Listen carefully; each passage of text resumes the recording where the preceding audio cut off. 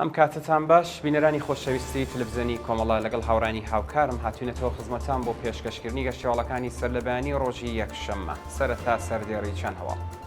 ناڕزاتی کرێکارانی شاغڵ لە کارخانەی ئاوانتب لە سنە، کۆبوونەوەی پەرستاران و کادری دەرمانی نەخۆشخانە لە ئیلام، بانگەوازی بازاڕیانی بانە بۆ مانگرتنی گشتی، بەرزڕاگرتنی یادی گیانبەختکردوانی شۆڕشی ژینا لە شاری بۆکان، پشتیوانی فەرەنگیانی شابات لە ڕەسوڵ بۆداغی، ڕێپێوانی کوردانی ئاڵمان و جەژنی سەرکەوتنی شۆڕش لە ڕۆژاوای کوردستان، هێرشی هێزەکانی سووریای دموکراتیک بۆ سەر بارەگای تێرۆریستان لە مارع، درێژەی مانگرتنی کرێکارانی پەیمانی و پرۆژەی نەوت، وا بێبەشکردنی سێ خوێندکاری کچی زانکۆی کەشاوەرزی ساری لە مافەکانیان.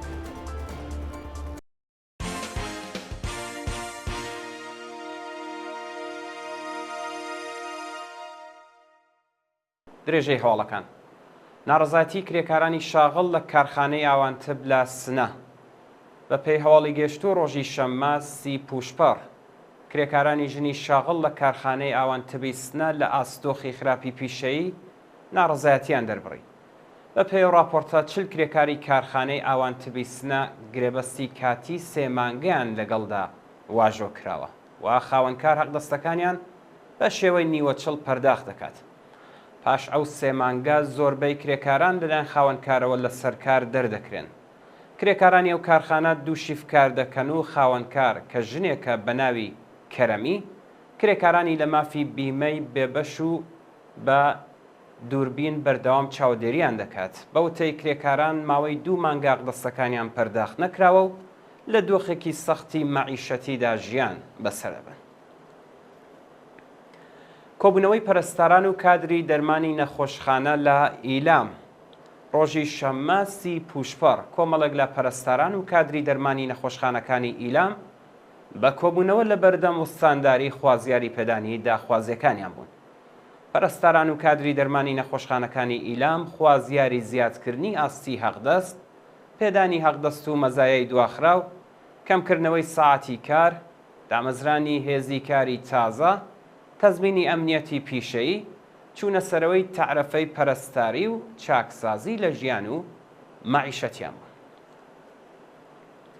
بانگەوازی بازاڕیانی بانە بۆ مانگرتنی گشتی ڕۆژی شەممە 30 پوشپەڕ بازاڕیانی شاری بانە ڕاگەاندنێکیان بڵاو کردەوە و تێیدا داوان لە کاسبکارانی ئەو شارە کرد بۆ ڕۆژی سێشەممە 2 گەلاوێژ دوکانەکانیان نەکەنەوە و مان بگرن. بازاڕیانی شاری بانە لە ئاستاخستنی سنوورەکان و چوونە سەرەوەی نرخی کرێی دوکان ناڕازین و دەڵێن پێشتر بەرپرسانی ئەو شارە بەڵێنی چارەسەرکردنی کێشەکانیاندا بوو، بەڵام بەڵێنەکانیان جێبەجێ نەکردووە. بازاڕیانی بانە هوشتیاریان داوەتە بەرپرسانی ئەو شارە کە ئەگەر داواکاریەکانیان جێبەجێ نەکرێت ئەوە ناسناوی هەموو سەرمایەدارەکانی ئەو شارە بۆ ڕایگشتی ئاشکرا دەکەن. بەرزڕاگرتنی یادی گیانبەختکردوانی شۆڕشی ژینا لە شاری بۆکان ڕۆژی هەینی 29 پوشپەڕ دایکانی شۆڕشی ژینا لە شاری بۆکان لەسەر مەزاری گیانبەختکردوانی ئەو شارە کۆبوونەوە و پەیمانیان لەگەڵاوەتەکانیان نوێکردەوە. بە پێی وێنانەی بەدەستمان گەیشتووە دایکانی شۆڕشی ژینا لە شاری بۆکان هاوڕێ لەگەڵ کۆمەڵێک لە خەڵکی ئازادی خوازی ئەو شارە بە کۆبوونەوە لەسەر مەزاری گیانبەختکردوانی شۆڕشی ژینا سەرەڕای ڕێزگرتن لە یاد و بیرەوەریەکانیان پەیمانی وەفاداریان لەگەڵاوەتەکانیان نوێ کردوێتەوە و بەڵێنیان داوە درێژە دەری ڕێگای پڕشانازیان بن.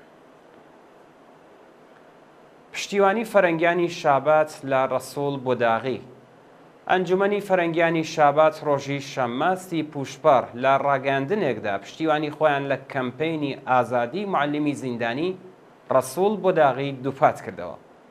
ڕەسوڵ بۆداغی چالاکی سنفی فەرەنگیانی ئێران ماوەی بەندکرانی لە زیندانی ئەڤین تێپەڕ دەکات، بەڵام لەلایەن بەرپرسانی زیندان و هێزە ئەمنیەتیەکانەوە خراوەتە ژێر گوشار و لە پەیوەندی تەلەفۆنی و چاوپێکەوتن لەگەڵ بنەماڵەکەی بێبەشکراوە. ڕێپێوانی کوردانی ئاڵمان و جەژنی سەرکەوتنی شۆڕش لە ڕۆژاوای کوردستان ڕۆژی هەینی 29 پوشپەڕ کوردانی دانیشتووی شاری بەرلین لە ئاڵمان و ئاوارەکانی ئەفرین لە ناوچەی شاهبادی ڕۆژاوای کوردستان بە بۆنەی 19 جولای ڕۆژی سەرکەوتنی شۆڕشی ڕۆژاوە چالاکیان ئەنجامدا. بە پێی راپۆرتەکان کوردانی دانیشتووی ئاڵمان بە کۆبوونەوە لە شاری بەرلین ڕێپێوانێکی گەورەیان دژ بە هێرشەکانی دەوڵەتی تورکیا بۆ سەر باشوور و ڕۆژاوای کوردستان بەڕێوە بردووە. بەشداربووانی ئەو ڕێپێوانە هاوکات لەگەڵ ساڵ ڕۆژی سەرکەوتنی شۆڕشی ڕۆژاوە دروشمەکانی ژن ژیان ئازادی بژی شۆڕشی ڕۆژاوە بژی بەرخۆدانی گریلاو مەرگ و نەمان بۆ داگیرکەرانیان بەرز کردەوە. لە ناوچەی شاهبادی ڕۆژاوای کوردستان ئاوارەکانی شاری ئەفرین بە بۆنەی ساڵ ڕۆژی سەرکەوتنی شۆڕشی ڕۆژاوە ئاهەنگی سەرکەوتنیان گێڕا و بۆ جارێکی دیکە پەیمانیان لەگەڵ ئاواتی گیانبەختکردوانی ڕێگەی ئازادی نێکردەوە. هێرشی هێزەکانی سووریای دموکراتیک بۆ سەر بارەگای تێرۆریستان لە مار. شەوی هەینی 29 پوشپەڕ هێزەکانی سووریای دموکراتیک هێرشیان کردە سەر دوو بارەگای تێرۆریستانی سەر بە دەوڵەتی تورکیا لە شاری مارع و پاشەڕێکی سەخت ناوچەکەیان لە تێرۆریستان پاکردەوە. بە پێی راپۆرتەکان هێزەکانی سووریای دموکراتیک لە چوارچێوەی ئۆپەراسیۆنی ڕزگارکردنی ئەفرین دوو بارەگای تێرۆریستانی ئیسلامگەرای سەر بە دەوڵەتی تورکیای داگیرکەر و تورکیایان داگیر و پاشەکشان بە چەکدارانی جبهەی نوسرە کردووە. لەو پێکدادانەدا فەرماندەیەکی بەرەی نوسرە بە ناوی محەممەد دیب و ژمارەیەکی دیکە لە تێرۆریستان کوژراون و کۆمەڵێک چەکداری دیکەش بریندار بوون. بە ئوتەی فەرماندەی هێزەکانی سووریای دموکراتیک فڕۆکەکانی ئەرتەشی تورکیا پاش هەڵهاتنی تێرۆریستان هێرشیان کردووەتە سەر هێزەکانیان بەڵام نەیانتوانیوە بە ئامانجەکانیان بکەن.